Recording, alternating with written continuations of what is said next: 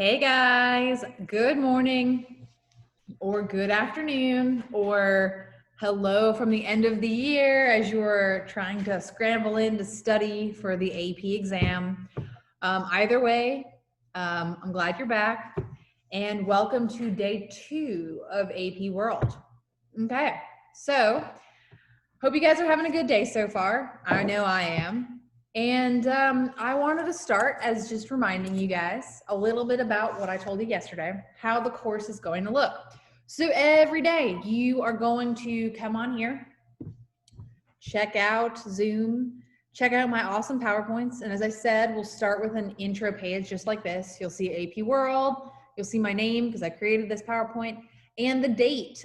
And also I will always have a picture of something that we discussed yesterday. And hopefully it'll kind of bring back some memory of what we talked about yesterday, or I'm sorry, the day before.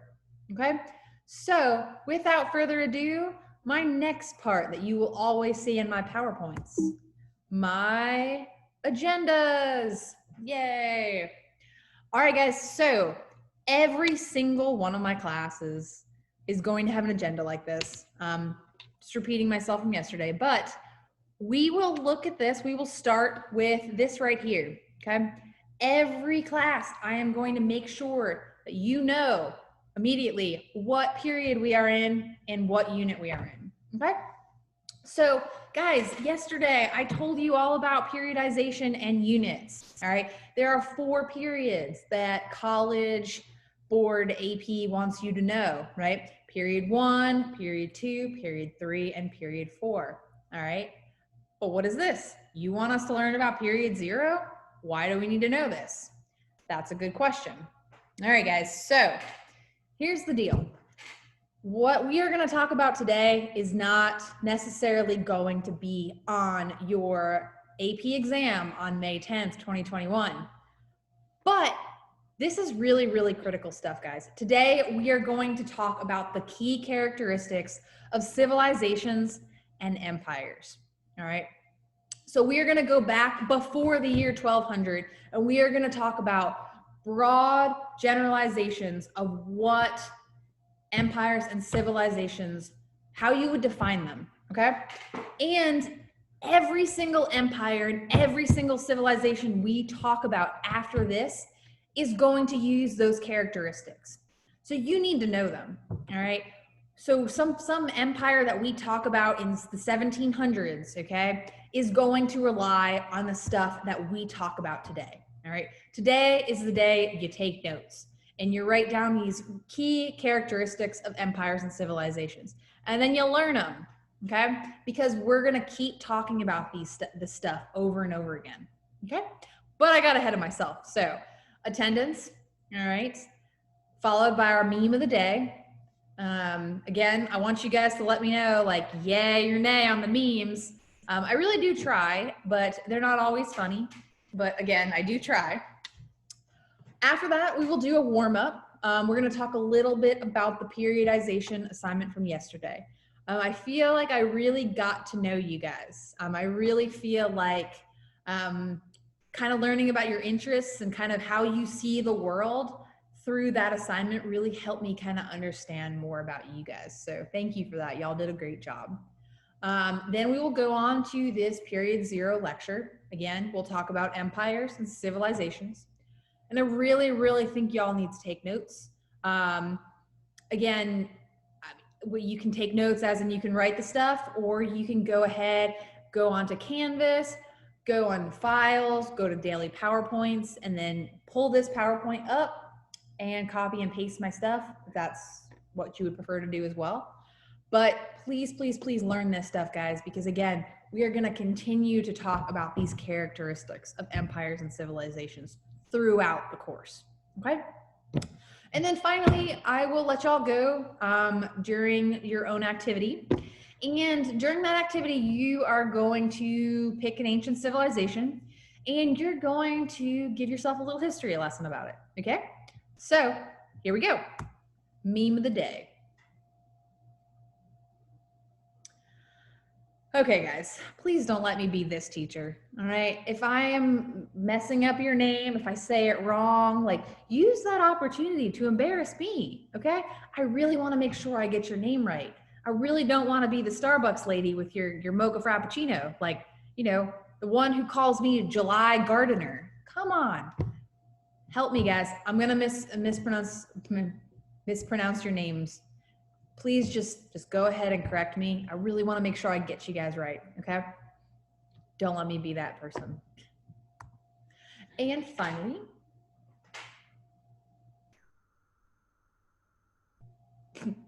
all right, guys, so the internet is a lot like ancient Egypt. I don't know if that's true or not. You know, I don't know that ancient Egypt had Zoom, but yeah, people definitely write on walls and they definitely worship cats. So I guess there's that similarity in it. Probably could have done this meme in our next class because we're talking about these ancient civilizations today, but I definitely find this one pretty funny. So, okay. All right, guys, so we were gonna go over our periodization assignment, but this is a video, so I'm not gonna subject y'all to do that. So, the world up to 1200. All right, this is the opportunity for you guys to get out your pens and your papers and to start taking notes. I will recommend writing down everything that is on this slide, except when I say, don't write this down, guys. And I promise there are sometimes I will put a lot of words on my slides just for reference, and I will tell you when you don't have to write it down. But for this stuff, you should write everything down, okay?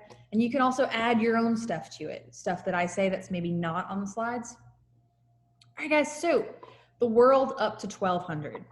So I told you last class that I taught this class to college kids, all right? Last fall, I taught World History 1010 at Auburn University, which is the same kind of class here, all right? It's the same class. So what we did with that class was we actually started at the dawn of time. I mean, our first class, we were talking about like cave paintings, okay? We were talking about very early human civilization. So I always found it really weird that our class, this class here, that we would start in the year 1200. Like, why? Why? I mean, what's so special about 1200? All right. Well, this class that you're taking, that you're signed up for, guys, is relatively new. Okay, so last year is the first year that they changed the years. All right, so it used to be like a lot further back in time, but now we changed it to start in 1200. Okay, so that means less for you guys to memorize, which is cool, but it also means less for us to teach. And originally, when they were trying to decide how they wanted to fix this course, they said, okay, well, we're going to start in year 1450, okay? But I'm glad they didn't, and here's why. If you start in the year 1450, you might get the impression that Europe is the most important continent, right? So Columbus is about to sail across the ocean and discover the new world, and that's pretty much where that history starts, with 1450. So I'm glad they didn't do that, because when we look at 1200, so between 1200 and 1450, we get to study China and the Islamic world and South America, and we get to discover all of these ancient civilizations. And that's where we're going to start today, okay? We're going to go before 1200, and we're going to get us to that year. And we're going to do that by defining what a civilization and an empire is, okay? So guys, write this down, write this down. Okay, so a civilization is a large group of people, all right? And they share a common language, a common history, usually the same ethnicity, okay? A common religion, a written language, and a culture, okay? So unless otherwise noted, every single civilization, ancient civilization, shares these traits. And so what does that mean? All right, guys. So if you'll take a look at the picture I've got in the background here, I'm talking about ancient Egypt. All right, ancient Egypt's kind of really interesting for me. I got to go to Egypt a few years ago. Maybe I'll show you the picture of me standing in front of the pyramids at one point. But Egypt's really, really interesting. And I know that you guys probably learned about ancient Egypt at some point. So let's think about ancient Egypt. How is this a civilization, right? So people that inhabited ancient Egypt, they shared a common language, right? They shared that sort of early Egyptian.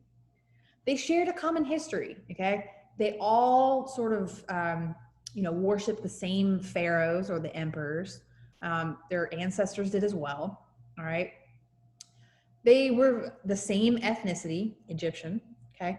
They practiced the same religion, which is this ancient Egyptian religion that honors various different gods, Osiris, I'm trying to think, Horus, lots of different ones, all right? Written language, okay? They all use the same written language, which is hieroglyphics, which is those kind of funny little like pictures, all right? We can't really read those now, but people in ancient Egypt, regardless of who you were, you could read that language, okay? And finally, they shared the same culture. And culture is practicing the same religion, going to the same temple, thinking the same way, having the same holidays, going to similar markets, okay? So this is what a civilization is. They have all of these traits, and that's very important, guys. So here's what's really interesting about these early civilizations. Kind of out of nowhere, really, all of these early civilizations start to form kind of around the same year, and that's going to be around 400 BC, okay? So thinking about years is very difficult, okay? My college students at Auburn had a really hard time with this. So here's what I want you guys to do, all right? The year today is 2020. So I want you to go backwards. So last year was 2019, all right? The year before that was 2018. Most of you were born in 2005, all right? So then you go back that way, all right? And you go back to the year 0. And then on the other side of that year, you have year 1, all right? So you're gonna make your way all the way up to year 4000 BC. So basically, all of these civilizations that we're talking about, they started around 6,020 years ago. All right, so that's a really long time ago. And the most popular ones are called the 4 River Valley civilizations. So the spoiler alert is that most of them are on rivers, okay? So on this map, you can see 3 of them. You can see Egypt, obviously along the Nile.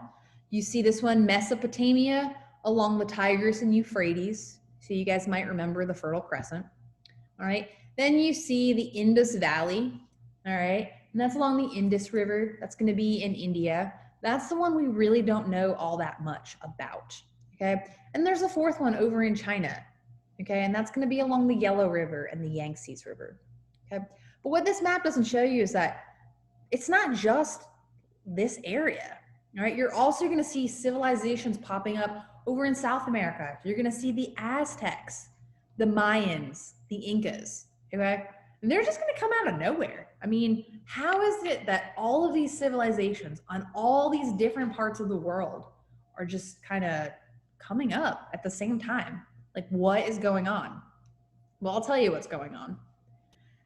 Before this point, humans are nomads, all right? They're living in small family groups, and they're not living in small towns. They're constantly moving. They're taking their settlements and they're moving, and they're following their food source, okay? But what's gonna happen around 4000 BC is that groups of people are going to start to form towns, and they're gonna do so on the banks of these rivers.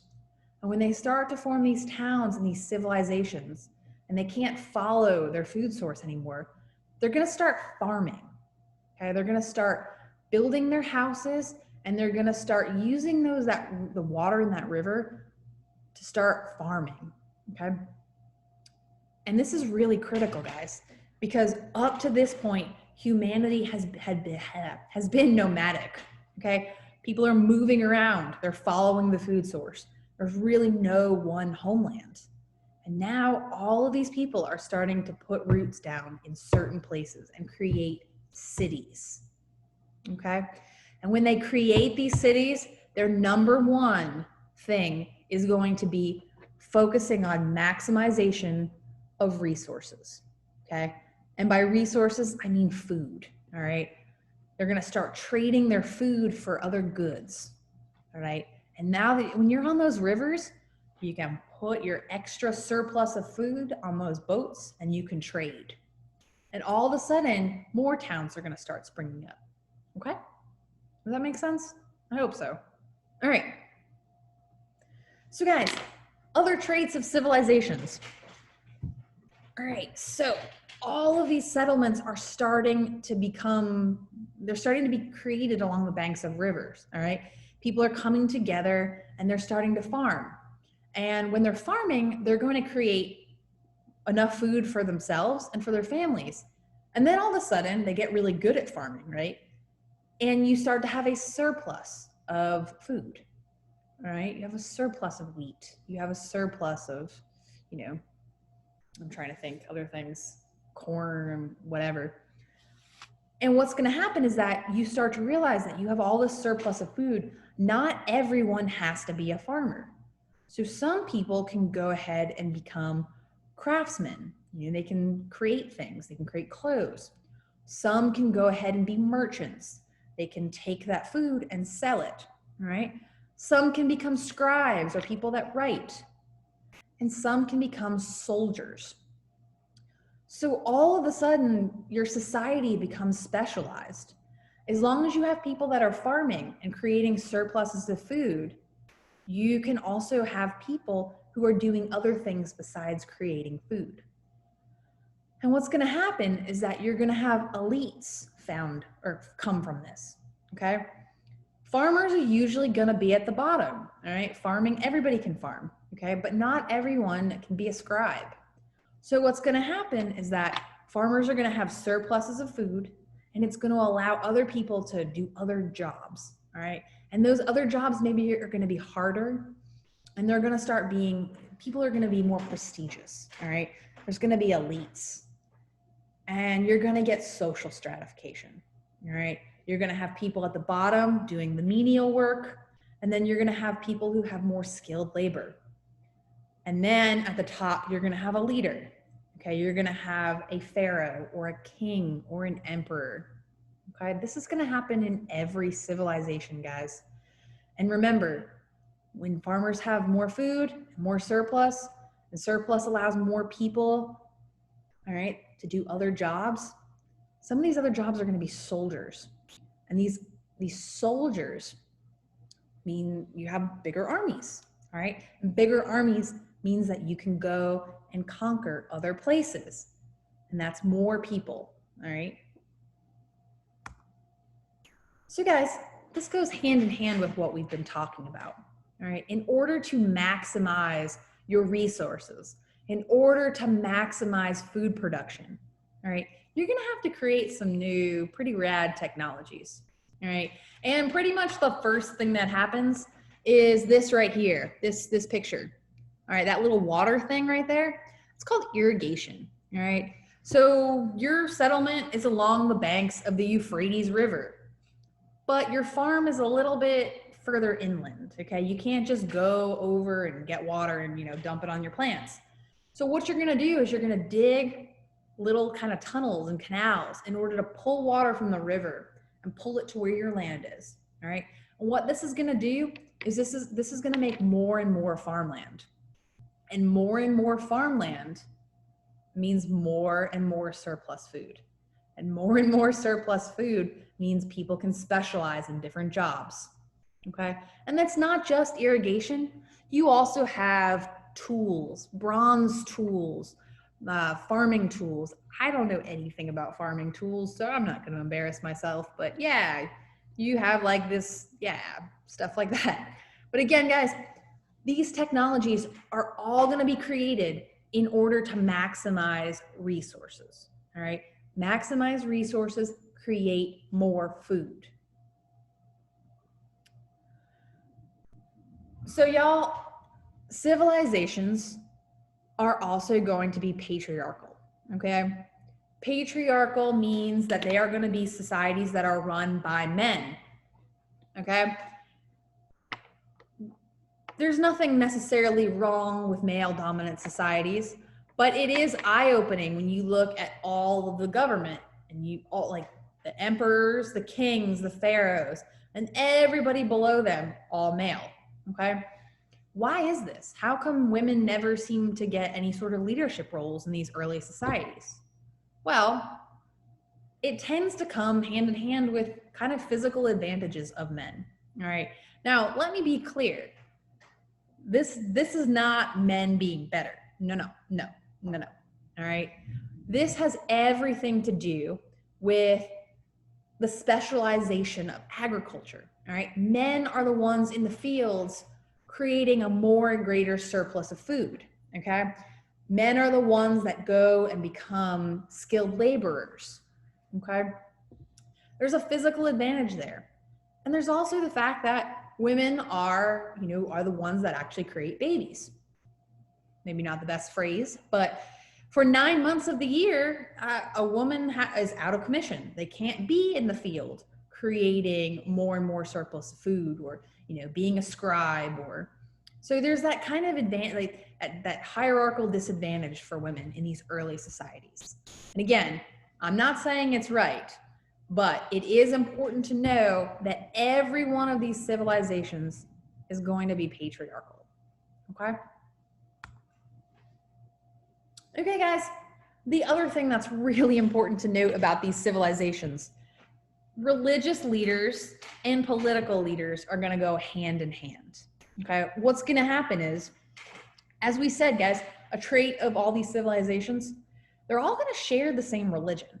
Okay, so what that means is that every single person in your kingdom or your settlement is going to be a practicing whatever. Okay. And so political leaders realize that one way to control these people is to claim divine right. All right. So in Egypt, the pharaoh is going to claim that the Egyptian gods have ordained him to be the pharaoh. All right. And how you can't question that, right? Like if you're just a lowly peasant, you're not going to question your pharaoh who claims that he's ordained by all the Egyptian gods. All right. And on top of that, religious leaders are going to back these political leaders. All right. So local priests or local pastors or the religious men of the community, they're going to, they're going to get something out of backing these political leaders. All right. So you're always going to see kings and religious leaders hand in hand. Okay. And guys, this goes back, we've already talked about this. I don't want to rehash it too much, but again, farmers in the fields, they're creating a surplus of food. A surplus of food is going to allow other people to become skilled laborers, all right? Which is going to allow other people maybe to be soldiers. When you have all of these soldiers, you're able to fight wars. You're able to go and conquer new lands, okay? And this is kind of where empires are starting to form. All right, this is where we're going with this. All right, the other thing is, guys, that civilizations almost always inherently support the arts, and they build monumental architecture, okay? So some of you maybe have gone to Egypt or Italy or Greece or China, places where these ancient civilizations existed. All right, this monumental architecture, and this is a really critical vocab word, guys. All right, monumental architecture is this stunning, amazing monument that when you walk up to it, you're taken back. All right, because it is a sign of wealth and it is a sign of power. Okay, I want you to think about this, guys. We're gonna think about ancient Egypt again. All right, you got the pharaohs. All right, allegedly ordained by God to be the ruler of this kingdom. And they build the pyramids, all right, as a way to honor their God, but also to show the people what kind of wealth they have, all right? If you're a peasant who's never seen any sort of city or anything really that spectacular, you're gonna come up to the city and you're gonna see these giant pyramids. And you're gonna be taken back. You're gonna be amazed at the wealth and power that your leader has. Okay, monumental architecture is critical for that, guys. It is critical. It is a way that leaders show power, and it is a way that people show their like religious faith, all right? And it also solidifies how much power leaders have to the common folk, okay? Again, when you come out of nowhere and you're just living in like a bamboo hut and you come out and you see the Great Wall of China, wow. I mean, wow. All right. All right, guys, so this is the video. So I'm not going to be able to play the Monumental Architecture game, but these are some examples of monumental architecture. All right, the pyramids of Giza. All right, these things are still around, stunningly. All right, they are beautiful, built to honor the wealth and power of the Egyptian pharaohs. All right, probably some of you have been to Rome. All right, the Colosseum. Right, the Roman Caesars built this Colosseum so that individual people could come and be spectators at gladiator matches, all right? And again, think about this. If you're living in the backwoods of Italy and you've never seen anything more than just a small hut, and you come into Rome and you see this, I mean, you're stunned, and you believe in the power of your leader, okay? All right. Another example is the Taj Mahal. All right. The Taj Mahal is a little later than what we're talking about, but again, think about this amazing piece of architecture.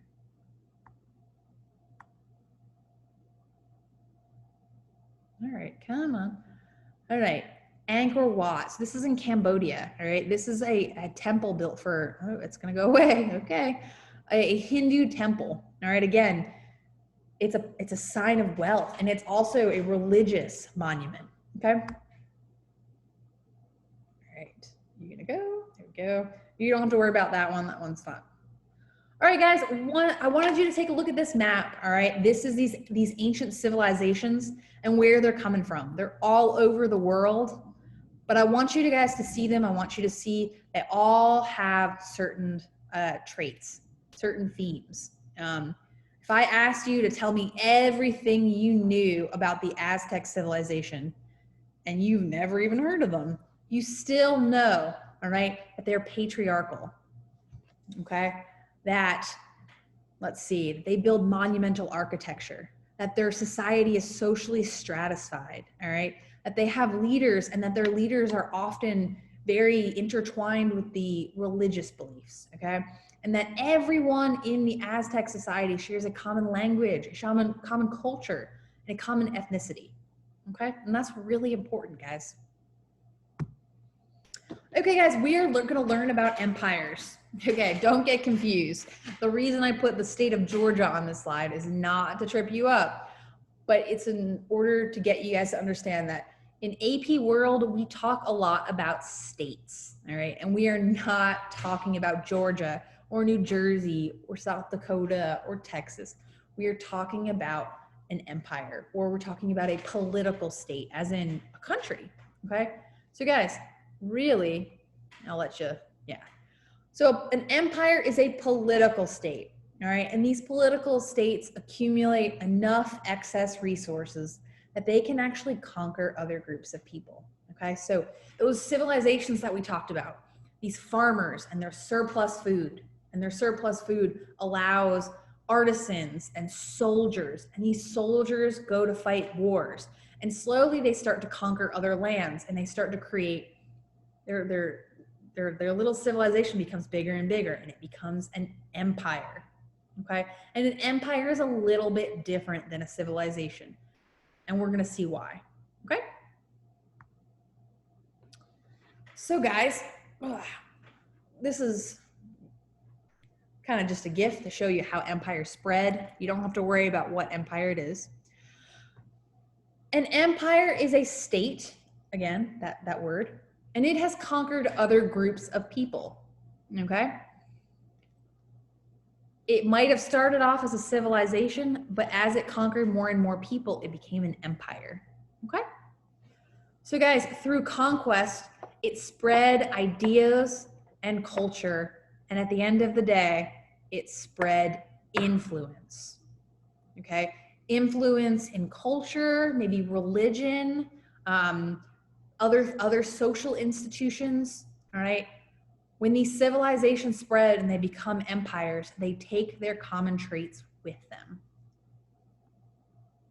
So guys, as I said, sometimes I'm going to tell you, you don't have to write something down. All right, and this is one of them. But empires have every one of the traits of a civilization. So write that top part down. So think about this. If I said to you guys, tell me everything you know about the Hittite Empire, and you laughed at me and said, I don't know what that is. Like, Garner, come on, you've never talked about that. What? That's not true. You could sit here and list off all of the traits that you now know about civilizations, and you've pretty much got the Hittite Empire, or the Gupta Empire, or the Aksum Empire, okay? A lot of things from civilizations also make up empires. And the reason I'm telling you guys about this is because this class, AP World History, is all about the big concepts. It's all about applying them, all right? So next year, when you guys take AP American History, you have to know all the little tiny details, okay? But in AP World History, you have to know the big stuff, and you have to apply the big stuff. So guys, you have to know the traits of a civilization, but you don't have to know all the little tiny stuff. You don't have to know every single ancient civilization. You just need to know the big stuff, and you need to apply it, okay? So here's the other big difference between an empire and a civilization. So guys, we have a civilization, right? Let's say, let's take Greece, okay? Tiny little Greece right here on the map. We're gonna have a leader, and we're gonna have, let's see, Alexander the Great. So maybe you've heard of him. It's okay if you haven't. And what's gonna happen is that he is going to conquer almost all of Asia, all right? He's going to spread all the way across into China. And what's gonna happen is that the Greek civilization is going to become an empire. But what's going to happen here is that while it continues to conquer more and more people, the Greek civilization realizes that rather than inflict Greek language or Greek religion, it's better to just let everyone be multicultural and multi-ethnic, all right? Rather than eradicating whole cultures, why don't we adopt these people? Why don't we make them part of our society, and then we can tax them? All right? So guys, there's going to be lots of different languages, lots of different religions, and that's okay. And that's the traits of the empire, an empire. All right? So what's going to happen is that Alexander the Great is going to spread all the way over to Asia, and he's going to conquer all these different people. All right? And he's not going to force his religion on them. He's going to allow them to continue to practice their religion. Okay? He's going to let them continue to speak their own languages. All right? He's going to let them, continue to live in their own ethnic enclaves, their groups.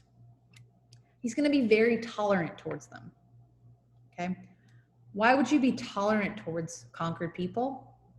Well, then they'll pay taxes and they'll like you. Okay?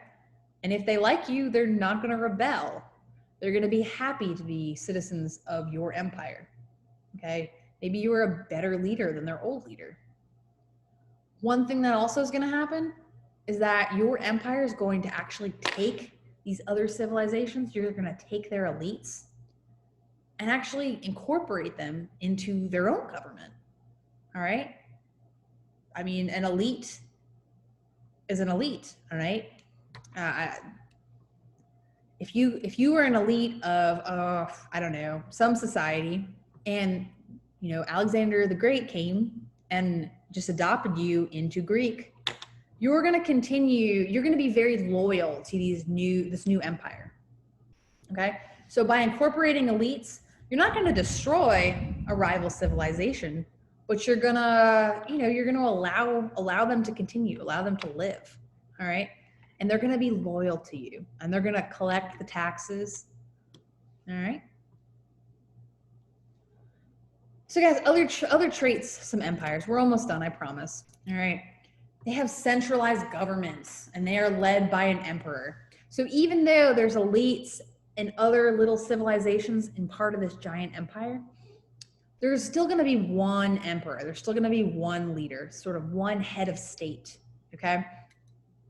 And this emperor is going to use bureaucracies, all right? They're going to be appointed officials. They're going to usually be elites kind of from the main city, okay? And they're going to help govern, all right? So these elites in conquered territories, conquered civilizations are going to work with this bureaucracy to maybe collect taxes or other things, okay?